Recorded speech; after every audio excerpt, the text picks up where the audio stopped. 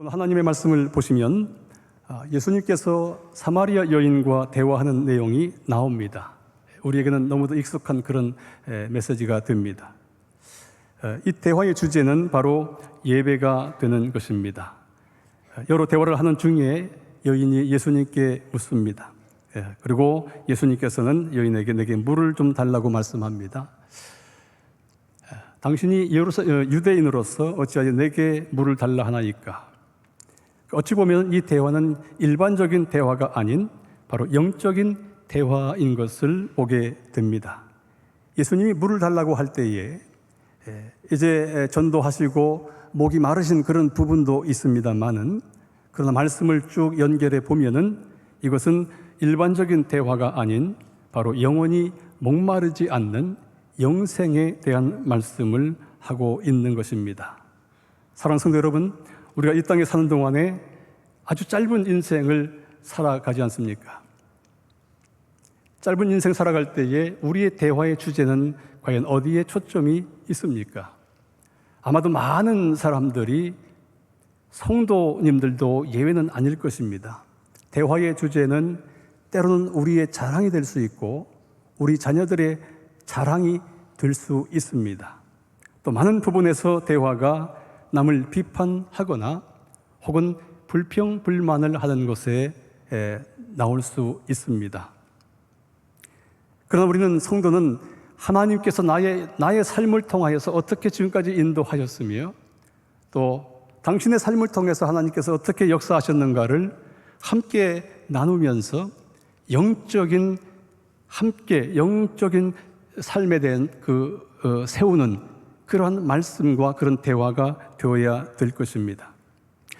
예수님은 자연스럽게 이 사마리아 여인과의 영적인 필요를 말씀하셨고, 내가 아무리 세상에서 채우려고 해도 채울 수 없는 갈증이 너 안에 있다고 하는 것을 예수님이 보셨습니다.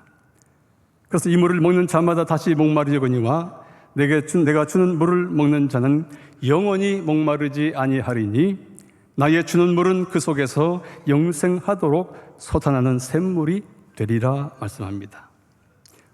오늘 저와 여러분들은 이미 영생하도록 솟아난 이 샘물을 받으신 줄 믿습니다. 할렐루야. 영생에 속한 자임을 믿습니다. 할렐루야. 여인이 세상에서 답을 찾으려고 많은 방법을 강구했습니다마는, 심지어 많은 남편들을 두었습니다마는, 그러나 그는 답을 찾지 못하였고, 혹 예배에 인생의 답이 있지 않을까 해서 그가 기대하며 질문을 하는 것입니다. 본문 전에 예수께서 여자여 이 산에서도 말고 예루살렘에서도 말고 예배할 때가 이르리라. 그리고 오늘 말씀 읽은 이 말씀이 연결되는 것입니다. 아버지께서 참으로 예배하는 자들은 영과 진리로 예배할 때가 오나니 곧 이때라. 아버지께서는 이렇게 자기에게 예배하는 자를 찾으시느니라. 하나님은 영이시니 예배하는 자가 영과 진리로 예배할지니라. 하늘 아버지께서 예배하는 자를 찾으신다고 말씀하고 있습니다. 하나님을 진실로 만난 자는 예외 없이 예배를 귀하게 여기게 되는 것입니다. 예배를 사모하는 것입니다. 예배를 드리고 난 후에 바로 다음 주일날 또다시 예배 드리고자 하는 그 마음이, 정말 기다리고 또 기다리는 그 마음이 생기는 것이 바로 성도의 생애적인 모습인 것입니다. 예배는 성도가 하나님께 영광 돌리는 유일한 길이며 하나님은 그것을 기쁘게 받으시는 줄 믿습니다. 할렐루야. 여러분 잘 보십시오. 인생을 살아갈 때에 우리가 하나님께 무엇을 드릴 수 있습니까? 우리가 기도를 합니다. 기도 또한 가만히 보면 우리에게 유익한 은혜의 방편인 것입니다. 우리가 기도를 안 해도 하나님은 아무런 손해가 없고 하나님은 아무런 영향력이 없습니다. 다만 우리가 기도할 때에 그 기도는 우리에게 매우 유익한 것을 볼 수 있습니다. 여러분 찬양도 마찬가지죠. 오늘도 우리의 찬양팀이 아름답게 정말 감격스럽게 찬양을 하고 저도 따라 불렀습니다마는, 찬양을 드릴 때에도 우리의 감성으로 하나님을 찬양하고 하나님께 영광을 돌리는 것입니다. 우리가 찬양을 드리는 것도 어떤 면에서 우리에게 그것이 은혜로 부어지기 때문입니다. 하나님 말씀, 성경 말씀도 마찬가지죠. 우리는 변하기 때문에, 우리의 말은 없어지기 때문에 하나님의 영원한 말씀을 기록된 말씀으로 주심으로 이것이 우리에게 매우 유익한 영의 양식인 것을 우리에게 말씀하고 있지 않습니까? 하나님께서는 우리에게 모든 것을 주셨습니다. 이 땅의 자연 만물을 보면서도 얼마나 아름다운지 모릅니다. 요즘은 이제 인터넷 시대에 이렇게 한 번씩 지구의 모습을 보여주는 그런 영상도 나오지 않습니까? 다른 행성에는 없는 그러한 우리 지구와 같은 그런 공기나 혹은 나무나 물이 있지 않습니다.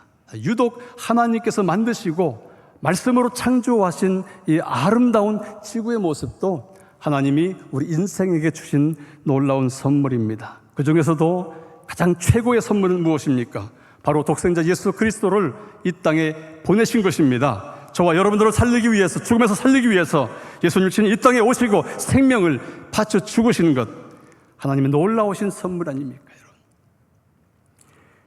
이처럼 아들의 생명까지도 주신 우리 하나님 아버지께 우리가 한 가지 드릴 수 있는 것이 있다고 하면 그것은 바로 예배인 줄 믿습니다. 할렐루야! 하나님 앞에 나와서 예배하는 자, 하나님의 그 예배를 찾으신다고 말씀하고 있습니다. 하나님을 진실로 만나서 죄를 회개하고 진실로 거듭난 자는 예배를 사모하게 되어 있습니다. 저는 지금도 제 아내 김성교사와 함께 매주 전도를 나갑니다. 길이나 혹은 공원이나 혹은 도서관에 전도하면서 한 영혼 한 영혼 주님 앞에 인도합니다. 그들을 인도해서 그들에게 가르칠 때에 그들에게 교회를 빠지지 말라, 예배를 빠지지 말라 그렇게 말하지, 그런 평이한 말을 하지 않습니다. 그들이 예수님을 진실로 만날 수 있도록 정말 그들을 보듬어 주면서 그들을 사랑하는 마음으로 그들에게 최선을 다하면서 그들이 예수 그리스도 그 주님을 개인의 구주와 주님으로 만날 수 있도록 그렇게 최선을 다하고 있습니다. 여러분, 역사적으로 예배가 왜 중요한가 하는 것을 우리는 이 노아의 홍수를 통해서 알 수가 있지요. 하나님의 은혜로 노아는 구원받은 것이고 그 구원의 길을 하나님께서 친히 열어주신 것이고 구원의 방편으로 노아에게 방주를 만들라고 아예 설계도까지 말씀해 주고 보여주신 것이고 그 배가 완성되어서 비를 내릴 때에 비 내리는 그 시점에 전 세계 모든 동물들을 하나님이 친히 보내셔서 그 방주 안으로 각양의 동물들을 이렇게 들여보내주신 것이고 마지막에 하나님께서는 노아가 닫지 못하는 그 문을 하나님이 친히 문을 닫으심으로 그들을 보호하여 주셨습니다. 노아가 1년여 동안의 방주 생활을 하면서 그가 600년의 세월 넘는 세월을 살면서 그가 세상을 한번 돌아보았습니다. 왜 하나님께서는 세상을 물로 심판하셔야만 하실까? 왜 하나님은 방주를 만들라고 하실까? 그리고 우리를 남기시는 이유가 과연 무엇일까? 그가 생각하면서 그 생각 끝에 그가 해답을 찾았습니다. 그는 보았습니다. 홍수를 내려서 이 세상을 멸하셔야만 하는 그 안타까운 그 마음, 그 하나님의 마음을 노아는 보았습니다. 사람들이 악이 세상에 관영하도록 죄를 짓고 있는구나. 하나님이 처음 지을 때 가졌던 사람의 형상, 우리의 형상이 다 망가지고 서로 질시하고 싸우고 죄를 짓고 있구나. 자기들 욕심을 채우는 일에 악하게 살아가고 있구나 하는 것을. 그래서 하나님의 마음도 얼마나 아프시면 이처럼 세상을 멸할까? 하나님께 드리는 시간, 곧 예배의 시간, 당시 하나님께 드렸던 그 제단, 제물, 제사제도, 이것을 백성들이 잊어버리고 하나님을 섬기지 아니했고 오늘 우리로 말하면 하나님께 예배를 드리지 않았기 때문에 인생들의 모든 죄를 용서받을 수 있는 그 길이 없기 때문에 하나님은 그들을 멸하셔야만 하는 그런 아픈 마음으로 노아 홍수를 통해서 세상이 멸망당하지 않습니까? 그래서 노아는 그 사실을 알기 때문에 여러분 잘 아시는 것처럼 노아 방주에서 나오자 뭐 했습니까? 하나님을 예배하고 하나님을 섬기는 제단을 쌓고 하나님을 예배하였습니다. 노아가 여호와를 위하여 단을 쌓고 모든 정결한 짐승 중에서와 모든 정결한 새 중에 취하여 번제로 단을 드렸더니 여호와께서 그 향기를 흠양하시고, 예배가 홍수전에 사람들이 드리지 않자, 제사를 드리지 않자 그 죄 용서받을 길을 인생은 가질 수 없는 그런 상황에서 성경의 표현대로 죄가 세상에 가득하게 되었다고 말씀하셨기 때문에 예배가 있으면, 제단이 있고 제사가 있으면 죄 용서받을 수 있는데 사람들은 그것을 하지 아니하고 자기의 죄를 먹고 마시는 그런 삶을 살았던 모습을 보면서 예수께서 말씀하신 마태복음 24장 37절로 39절 말씀처럼 노아의 때와 같이 인자의 임함도 그러하리라. 홍수전에 노아가 방수에 들어가는 날까지 사람들이 먹고 마시며 장가들고 시집가고 있으면서 홍수가 나서 저희를 다 멸하기까지 깨닫지 못하였으니 인자의 임함도 이와 같으니라. 여기 먹고 마시고 장가 들고 시집가라는 말은 모든 인생사를 말해주고 있는 것입니다. 우리의 모든 인생사 가운데에 사람들은 하나님의 필요를 느껴야 하고 하나님을 섬겨야 되는데도 불구하고 그들은 먹고 마시고 장가 들고 시집가고 이 말 속에 하나님도 필요 없고 내가 알아서 하겠다고 하는, 지금까지 내가 알아서 살아왔고 내 인생 부모도 타치하지 말고 그 누구도, 심지어 하나님도 나를 타치하지 말고 그런 인식 속에 사는 것이 바로 먹고 마시고 장가 들고 시집가고 이 말씀에 그들의 인생사가 담겨 있는 것입니다. 성도 여러분, 우린 예배에 대해서 너무 쉽게 말하고 너무 쉽게 생각을 합니다. 조금 몸의 컨디션이 안 좋으면 오늘 좀 쉬지, 예배 드리는 것도 내 기분에 따라서 결정할 때가 많습니다. 그런데 예배가 없었던 노아 시대에 이 예배가 없었기 때문에 인생의 생사화복이 결정되는 중요한 것이 바로 이 예배에 있다고 하는 것을 보면서 예배가 얼마나 중요한가 하는 것을 우린 인식해야만 합니다. 예배가 얼마나 중요한가 하는 것을 눈으로 보여준 것이 바로 광야 생활의 성막제도였습니다. 하나님을 만나는 유일한 길은 성막에서 제사 곧 예배를 드림으로 하나님을 만났습니다.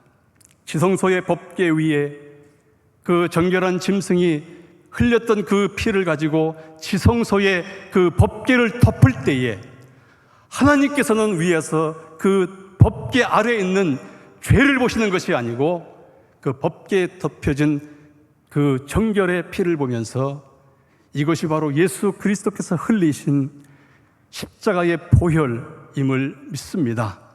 이 예수님의 십자가 보혈로 인하여서 우리 모든 인생은 바로 주님 앞에 그 어떤 죄도 용서받을 수 있는 그 큰 넓으신 은혜를 우리가 받게 되었습니다.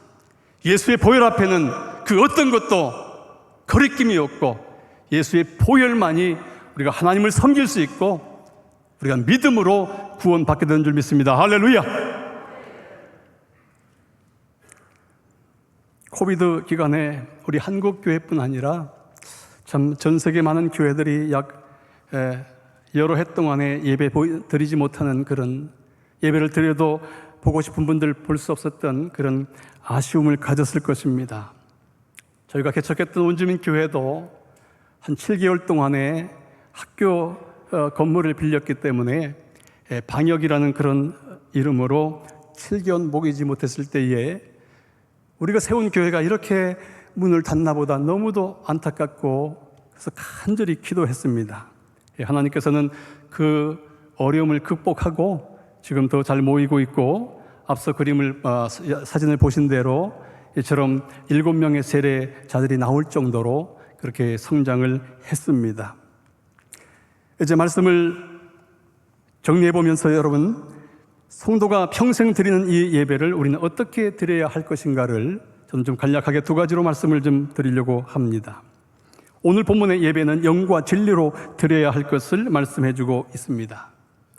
아마도 옛날 성경에는, 옛 번역에는 신령과 진정으로라는 말로 이것이 번역이 됐겠는데, 신령과 진정이란 말은 이 언어의 의미, 이 어떤 어감상 우리가 열심히 빌고 비는 어떤 그 비나이다 하는 그런 느낌으로 가졌을 것입니다. 그러나 여기서 원어에 좀 더 가깝게 번역된 것이 바로 영과 진리, 이것은 인간의 방법이 아닌 바로 하나님의 방법이라고 하는 것을 우리에게 말씀해 주는 겁니다.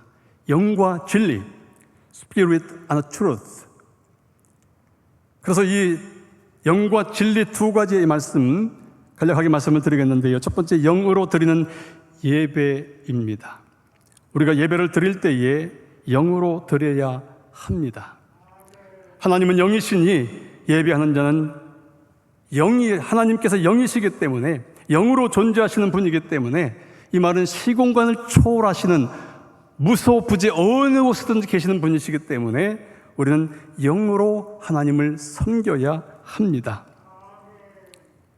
여러분, 제가 호주에 있으면서 이 하나님이 영이시라고 하는 것을 분명한 경험을 했는데요. 제가 이제 그곳에 갔을 때에 거기서 만난 원주민 신학교 교장이거나 혹은 또 호주 바이블 칼리지 교장이거나 혹은 몇 분의 정말 신실한 목사님들을 만날 때에 저는 참 놀랐습니다. 제가 예수님을 믿게 된 것이 바로 80년 초반이었는데요.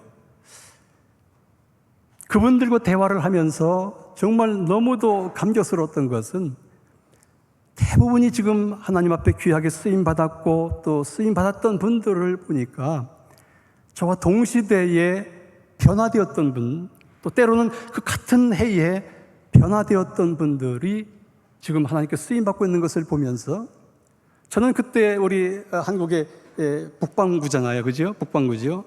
호주 남반부잖아요. 하나님께서는 동시대에, 같은 시대에 북반구와 남반부를 동시에 역사하셔서 자기 백성들을 구원하는 일에 하나님이 역사하셨습니다. 할렐루야. 이것이 영으로 하나님이 계시기 때문에 이것이 가능한 것입니다. 하나님은 영이시기 때문에 우리가 이 하나님을 영으로 섬겨야 합니다. 영으로 주님을 바라봐야 합니다. 하나님을 바라보아야 합니다. 우리 영이 하나님을 바라볼 때 우리의 정신과 우리의 몸은 교회 현장으로 가게 되어 있습니다. 우리의 죽었던 영, 잠자던 영이 예수님을 믿는 순간에 다시 회복되어서 산 영이 되어서 우리가 하나님을 섬기고 영과 영의 만남이 바로 예배가 되어야 하는 것입니다. 두 번째, 진리로 드리는 예배는 무엇일까요?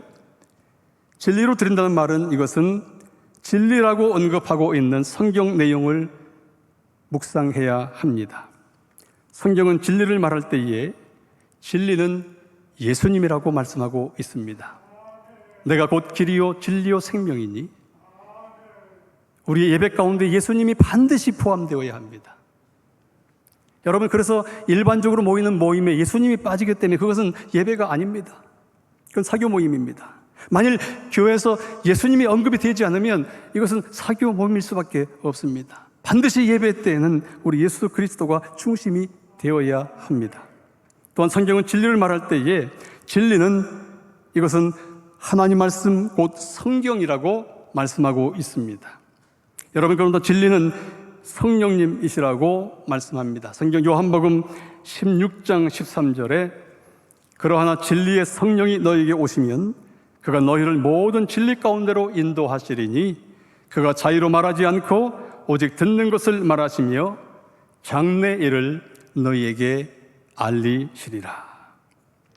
진리로 예배 드리는 것은 성경 말씀을 보고 듣고 이 말씀을 읽고 이 말씀을 믿는 것이고 성령님을 구하고 성령님을 의지하는 것이고 우리의 삶 가운데 예배 가운데 성령님을 구하는 것이고 그리고 진리이신 예수님의 이름으로 하나님께 나아가는 인생의 최고의 행위가 바로 예배인 줄 믿습니다. 할렐루야.